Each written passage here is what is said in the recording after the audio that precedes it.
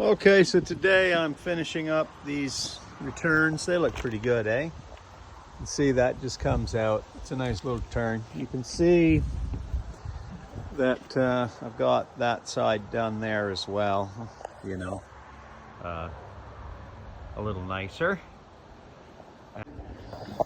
All right, all tied in, ready for my rafters. Wall is smooth, tails are cut. Because your shingle will come to the underside here, right? So we can't have any tails open, okay? And I also need solid blocking to tie my rafters into, because I'm only going in from the top. I don't want any visual joints on the rafters. So we're about ready to start setting these so that they're hitting my line perfect, so that the transition between 1-inch decking and this is fine. That'll be dadoed on my last piece, blocked over, and that'll continue it on, because I want my red rough sawn material to be finished tight against this. So it'll take a bit of work. Anyway, so far so good. Okay, so I think what I'll do is 2 splices. I'll splice with a a scarf out to the end here, diamond pointed. This one will be continuous, and we'll scarf it there, and that'll run the whole distance. I have to deal with my corners now, which are going to be made out of 8x8. So I've got to dig out some of this. Luckily, I'm smart enough to put the piece I needed on top. But you can see that there's a base capital or a plinth base on the bottom of these, which get a big iron bolt, and then the base is going to be done in slate. So I'm gonna plow in around the base of those up 12 inches and install slate on a cement board. In fact, the whole foundation portion will be treated that way, but I need to treat those.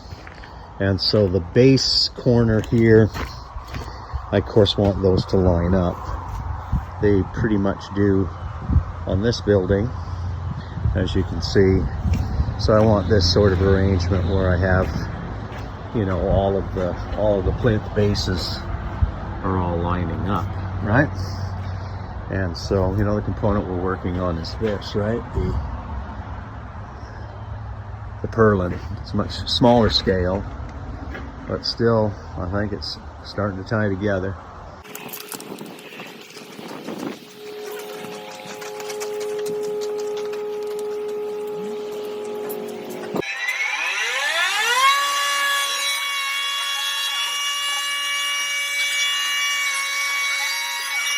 Okay, so this will be, that's enough to make the 42-inch corner posts, eh? That ought to be beefy enough. And these I'm going to dress out. Nice old growth here. And this is very big for white cedar. So I'll show you what we're going to do with that to make a beautiful corner board. So we're looking at a plan view of the corner of the building. This is the bracket portion, which are wider than the common overhanging rafters. And that's that purlin coming past. This is the corner, outside corner of the building. These are the 8x8 blocks, and they're going to be notched 4 inches out of the inside corner, and so they'll project 4 inches away from each side of the building.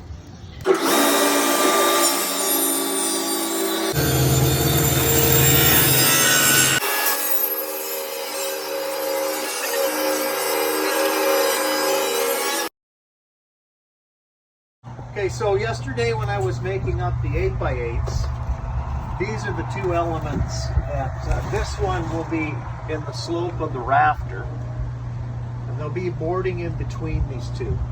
This one lines up with all of our other, okay? So let me explain why I want to do this. First of all, each one of these corners are going to be at opposite ends, and them in themselves will make the structure strong in terms of visual. They're really decorative and add no detail other than they're carrying a bit of a rafter on the outside. So let me explain what's going on a little bit. And you can see that all of my details of the roof overhangs here do not have a rafter flying out, but these are open rafters. There's no open soffit on any of those, so there's really two different details. So this rafter that's going to come to the end is going to fly out on this end, be exposed, and then be against the wall and terminate into the window. And what I want for that is, I want this top bracket to support it. So I'll notch, the top one, which is up in here, and that rafter will cut through at about this location. And the reason for the big wide exposure is to match these projections so that there's a lot of texture in terms of depth of field. I mean, so much architecture today is done in like 1/4 inch. We have tin folded on windows to look wide, but there's no dimension other than that. Looks good from the street, as I say. Looks good from far, but it's far from good. So what this will do is, you can see my rafter can terminate into the side of this. It allows me to have the crown molding and the rafter in this configuration at the wall. And so I'll notch this part of the rafter to slightly protrude. I'll show the drawing again and you may understand it. And then that goes here, and this goes here, of course, in that upper element. Then we'll bevel this back, add our beads. This will be all 2x stock, which might be packed out to 2.5, so that it all feels wide. So that corner board will be at minimum 6 inches. It'll sort of step in. Anyway, I need to do this so I can find out what the length of my purlin is, get the decorative cuts, and make these longer rafters at both ends. Thanks. So I'm fixing the cracks again, remember, always fixing cracks first before we dress them and do all our locking.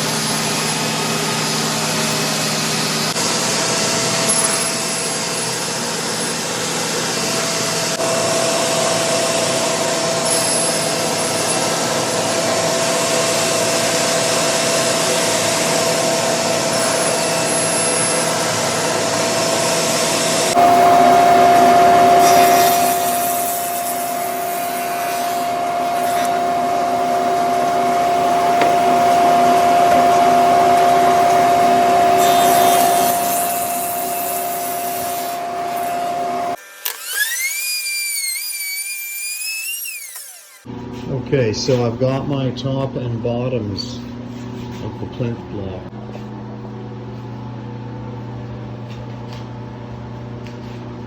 You can see how this works now. So that carries that last rafter against the wall, and this will allow that crown molding detail to come in. So again, we still have to do the body in between, which will be mimicked up around the windows, and that'll make much more sense. Okay, this is the last of what I had to do. These were done earlier this year. A lot easier when they're short. Did those on the spindle molder. Had to do these for outer, just they're too long, right? So these are the ones that run back off the side of the building, and they have, they span the whole building. And so I've got one extra. If you didn't watch me do these before, for these details, these intricate details, that's just a simple sweep, trenched out, put a bead in, and it is slightly mortised. You'll see that it's just slightly buried, and 2 little nails and glue, and that has been very successful. A common way of constructing Victorian. Okay, you can kind of see how the corner is going to work.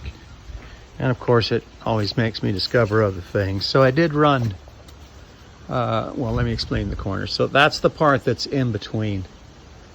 This will be a beaded panel work. This is much easier to fit because, you know, should I try to do this? Because the top of this bead, right, I want to be on the underside of that. You can see it. You can see it down there. You see the beadwork. So I want that to match. The other thing is there's going to be slate at the base of this, and so I can tell where that's going to be. So it's a much easier way to fit this corner board. And see what I said, how it is slightly more proud than the rest of the work. And so I think it has a nice feel. Now what I did notice is that this rafter's probably going to get interrupted or have a problem. Got little exposed tenon. So I'll have to flush that off so that my rafter can terminate into that.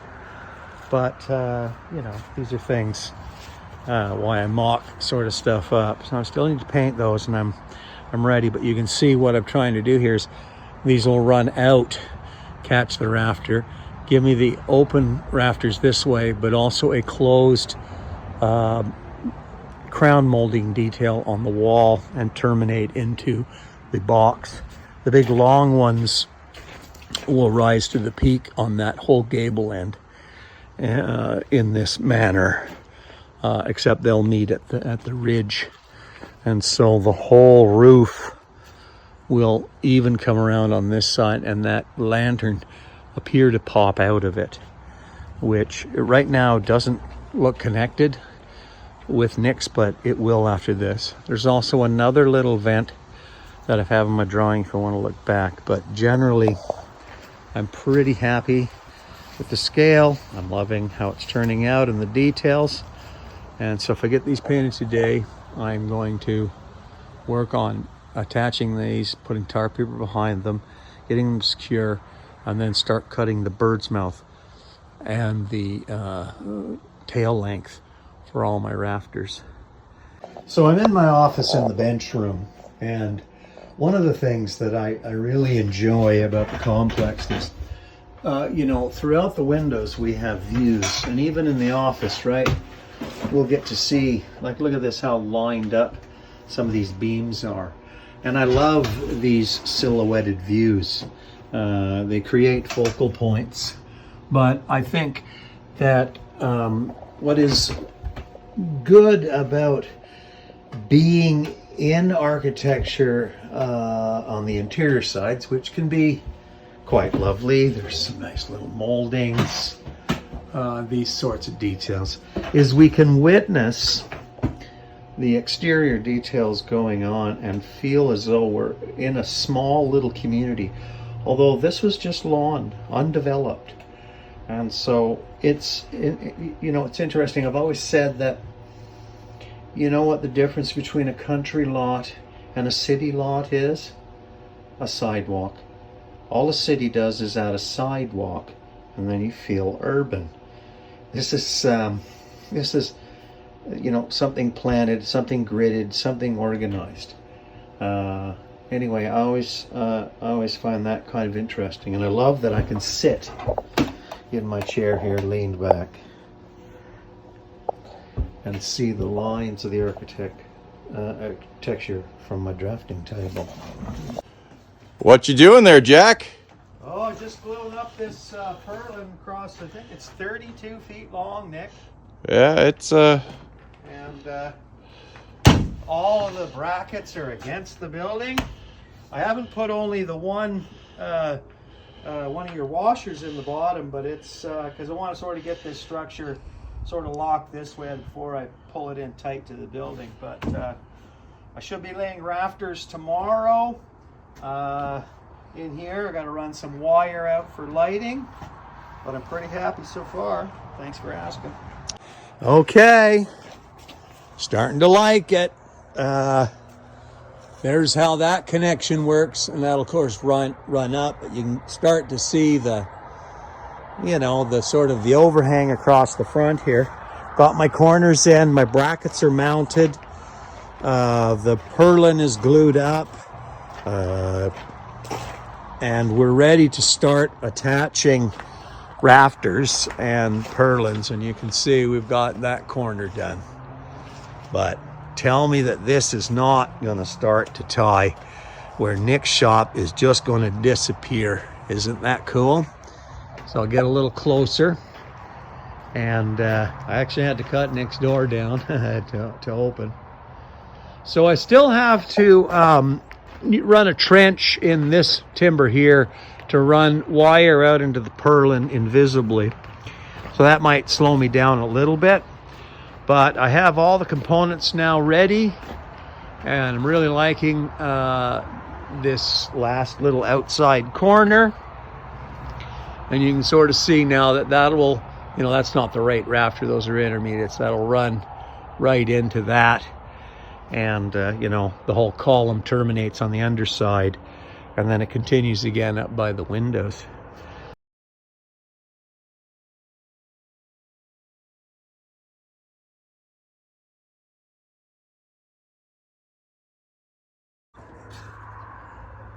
Okay, so now we're looking at the underside of the rafter, and we're now we're not open rafters here, and so this I want as a crown detail, because all of these up here are all crown details, and there's a little bead that terminates onto the shingle siding. And so let me show you what all the fuss was about.